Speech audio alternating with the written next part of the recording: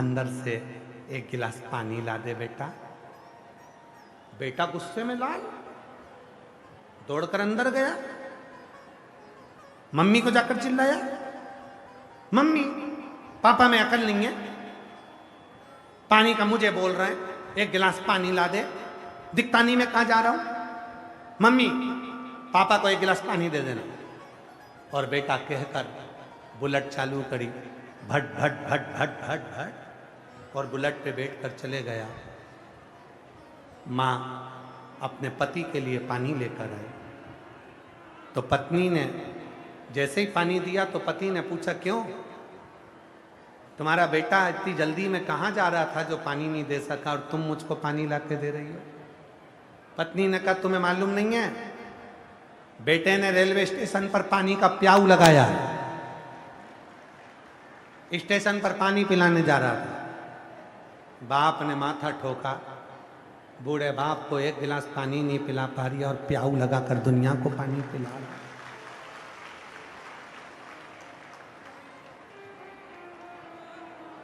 वो शैलेन बाबू, हमारे शैलेन जी वो लाइन गुनगुनाते हैं, कभी प्यासे को पिलाया नहीं, बाद अमृत पिलाने से क्या फायदा, कभी गिरते हुए को उठाया नहीं, बाद आंसू बहाने से क्या फायदा। अब दिल्ली, वहां पर आज कथा का 5वां दिन है, तो मैं वहां पर पूरी सब्जी बांटूंगी, पूरी भाजी बांटूंगी। ये सब्जी भाजी आपके लिए भी रखी है, पापा वो यूट्यूब पे डला है, मैं वहां पर भी प्रसाद बांटूंगी, पर पापा वहां पर प्रसाद बांटूं और तुम उस प्रसाद को नहीं पाओगे तो मेरा दिल दुखेगा, इसलिए पूरी सब्जी बनाकर रखी है। मैं जब वहां बांटूं ना पापा, 2 बजे से 5 बजे तक, तो तुम भी 2 बजे से 5 बजे के भीतर थोड़ी सी पूरी सब्जी खा लेना। तो मुझे,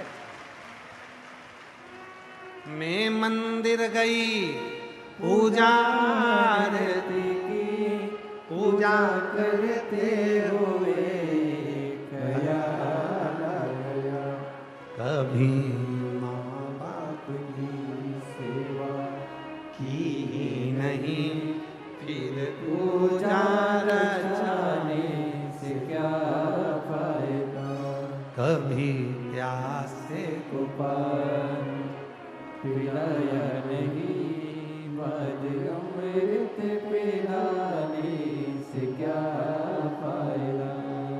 लोग कहते हैं गुरुजी हमारी सास बदल गई, देवरानी आई तो, लोग कहते हैं गुरुजी हमारी जेठानी बदल गई, लोग कहते हैं मेरे जेठ बदल गए, मेरा देवर बदल गया, मेरी ससुर बदल गए, कोई कहता है कि पहले मेरे पति मुझसे स्नेह करते थे, उनका प्रेम बदल गया। शिव महापुराण की कथा कहती है, ना माँ बदली, ना बाप बदला, ना भाई बदला, ना बहन बदली, केवल जब व्यक्ति के अंदर अहंकार आता है तो उसका व्यवहार बदल जाता है और वो व्यवहार व्यक्ति को बदल देता है। क्या बदला? जम के बोलो, क्या बदला? क्या बदला? व्यवहार,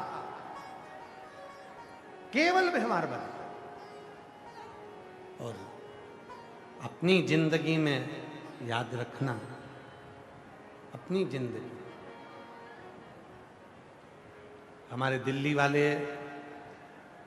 कह रहे थे गुरुजी हमारे पहले दिन की कथा आधा 1 घंटा की छूट गई थी, अब तुम कह नहीं सकते कि सीहोर वाले बाबा ने तुम्हारी कथा को पूरी नहीं की, तुम बोल नहीं सकते।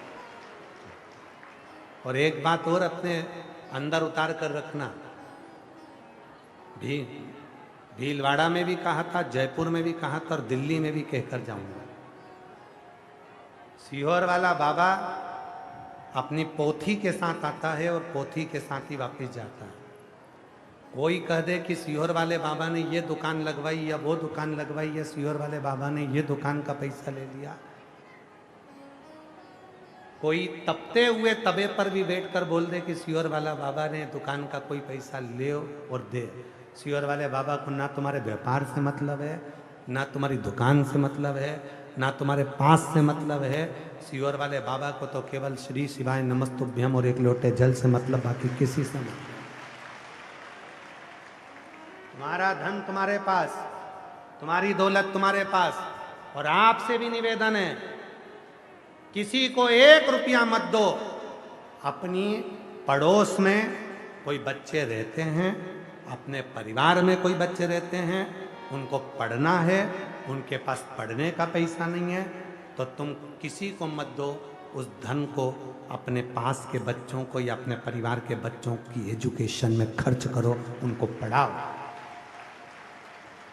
कोई बीमार है अपने मोहल्ले में, अपने कॉलोनी में, अपने परिवार में कोई बीमार है, उसके पास दवाई का पैसा नहीं है, तो अपने पास से थोड़ी सी दवाई उसकी कराओ। ये दुनिया का सबसे बड़ा दान है, सबसे बड़ा पुण्य है। इस पुण्य से बड़ा दुनिया में कोई पुण्य नहीं है। और मेरी जीजियों, आप लोगों को बहुत बहुत बधाई देता हूँ इस चीज़ के लिए कि आप लोगों ने अपने घर से ला ला कर पानी पिलाना, बिस्कुट खिलाना, टॉफ़ी खिलाना, लोगों को जल पिलाना, इतनी व्यवस्था करी। मैं आपके चरणों को अगर नमन करूं तो मेरे शिव तत्व की प्राप्ति हो। साधुता दुनिया। लोग कहते हैं दिल्ली दिल्ली दिल्ली, हम कहते हैं दिल्ली दिल वालों की है और किसी की नहीं। दिल्ली है दिल वालों की, यहाँ दिल वाला बसता है। किसी के दर्द में आकर खड़े हो जाना, किसी की तकलीफ में आकर खड़े हो जाना, किसी के दुख में आकर खड़े हो जाना, किसी की परेशानी में आकर खड़े हो जाना, ये दिल्ली है। ये दिल्ली, ये दिल्ली का एक आनंद सुख है। दिल्ली का जहां शिव, और बहुत सुंदर स्मरण कराया पूरी दिल्ली ने, बहुत सुंदर।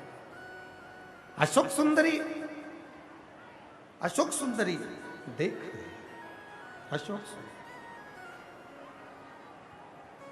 अशोक सुंदरी की नेत्र ज्योति में एक ऊर्जा आ गई, एक ऊर्जा। और देखो, दिल्ली का ही तो सबसे बड़ा भाव है जो श्री अमोघ अंबुजानंद महाराज कथा को लेकर आए। दूसरे दिन थोड़ी सी कथा में भीड़ की वजह से थोड़ा तकलीफ आ रही थी, पर पूरे दिल्ली के, मैं कहूँगा भारत सरकार के गृह मंत्री श्री अमित शाह जी को, यहाँ के मुख्यमंत्री महोदय को, और यहाँ के सांसद और विधायक महोदय को, जिन्होंने अंबुजानंद महाराज को भी बल दिया और कहा चिंता मत करो, ये कथा तो होगी, और महाराज के साथ भी खड़े होकर ये कथा का सुख होता है।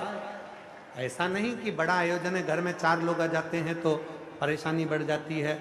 अब महाराज जी अगर कथा लेकर आए हैं श्री अंबुजानंद जी, होता है व्यवस्थाएं करने में बहुत खर्चा भी होता है, बहुत व्यवस्थाएं भी लगती हैं, लोगों की सुनना भी पड़ती है, पर अपने भाव से खड़े रहकर इस कथा को अग्रणता दी। एक बार उनके लिए भी जोरदार ताली बजाकर उनको साधु का। शिव तत्व है, शिव की प्राप्ति का केंद्र बिंदु है शिव। अशोक सुंदरी खड़ी, अशोक, और अशोक सुंदरी ने देखा, पिताजी कह रहे हैं हे अशोक सुंदरी, बैकुंठ और शिव के धाम वही आता है जो दिखावे से दूर हो जाता है। जिसके अंदर दिखावा है, जिसके अंदर दिखावा भरा हुआ है, दिखावा है, वो शिव से, शिव से। कितने लोग हैं जो कुबेरेश्वर धाम गए कभी? हाथ उठाओ जरा, गए हो आप लोग? रखो रखो रखो रखो। और बाबा बुलाए तो वापिस चले जाना। उसको कभी कुबेरेश्वर धाम की धरा पर जाएं, कभी भी सीहोर में फोन लगाकर ये ना कहीं किसी को कि हमारे रिश्तेदार रहते हैं तो हमको एक रुद्राक्ष ला कर दे देना, ना ना ना ना। सीहोर का रुद्राक्ष ना तो बाजार में बिकता है, सीहोर का रुद्राक्ष ना कहीं कोरियर कर कर भेजा जाता है। सीहोर का रुद्राक्ष तो आपको सीहोर आना पड़ेगा, बाबा की भूमि पर आकर कंकर शंकर पूजन करने के बाद अपना हाथ आगे कर कर रुद्राक्ष को लेना पड़ेगा और वहीं कामना करना पड़ेगी, बाबा मेरे दुख को काटना, मेरी तकलीफ दूर करना और मेरे जीवन में खुशियां प्रदान करना। वो सीहोर का रुद्राक्ष तब काम करता। ऐसे दयालु नाथ से रिश्ता बनाइए, ऐसे दयालु नाथ से रिश्ता बनाइए। बोलिए बोलिए। मिलता रहेगा आपको जो कुछ भी चाहिए, मिलता रहेगा आपको जो कुछ भी चाहिए। ऐसा करिश्मा होगा जो हुआ कभी नहीं, ऐसा करिश्मा होगा जो हुआ कभी नहीं। मांगा है भोलेनाथ से वरदान लेके, मांगा है भोलेनाथ से वरदान लेके, तेरी कृपा बनी रहे जब तक है जिंदगी, तेरी कृपा बनी रहे जब तक है जिंदगी। मांगा है भोलेनाथ से वरदान लेके, मांगा है भोलेनाथ से वरदान लेके। आगे वर्णन आया, तारकासुर का प्रसंग आता है। तारकासुर जिसने वर मांगा था भगवान शंकर के ब्रह्मदेव से कि मेरी मृत्यु हो तो शिव के पुत्र के द्वारा, अगर मरूं तो शंकर के पुत्र के द्वारा, वर दे दिया।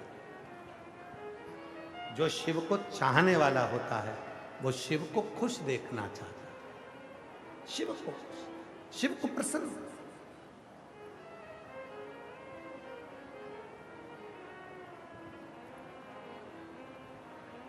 सत्यम शिवम सुंदर। जीवन में सत्य आया, शिव मिल गया, शिव मिला, जीवन सुंदर हो गया। जल चढ़ाने से क्या मिल रहा है? पहले आप लोग मंदिर में ही जाते थे, मंदिर का ही लोटा उठाते थे, मंदिर का ही पानी भरते थे और मंदिर में ही चढ़ा देते थे। बोलो झूठ बोलो, बोलो बोलो सत्य बोलो, सही है कि गलत है?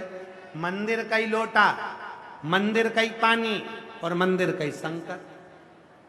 तो फिर गई काहे को? मां गई काहे को? कौन ने कहा कि तू जा एहसान करने के लिए? एहसान करते थे ना तुम लोग मंदिर में जाके। हम मंदिर जाते हैं, क्या करा? मंदिर का ही लोटा, मंदिर का ही शंकर, मंदिर का ही पानी। फिर गई क्यों? क्यों? अरे भाई, किसी से मिलने जाते हैं तो गिफ्ट साथ लेकर जाते हैं। शिव जी का सबसे सुंदर गिफ्ट है एक लोटा जल, उससे जोरदार कोई गिफ्ट नहीं हो सकता। किसी से मिलने, महाराज एक बड़ी सुंदर बात है, स्मरण करिएगा, बड़ी सुंदर सा प्रसंग, बड़ा सुंदर स्मरण करिएगा। एक दोस्त क्या मिलने गया अपनी पत्नी के साथ।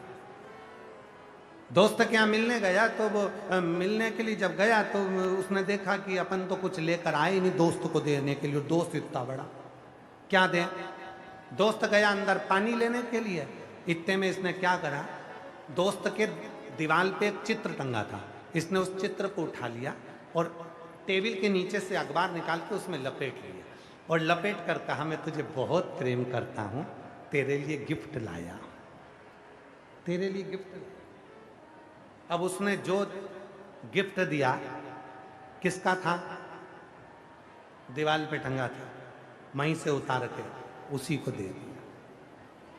तेरे लिए ले आओ, तेरे लिए लाया हूं। जो गिफ्ट दिया दोस्त ने खोल कर देखा, बोला तो कुछ नहीं, पर मन में आया कैसा चोटा है।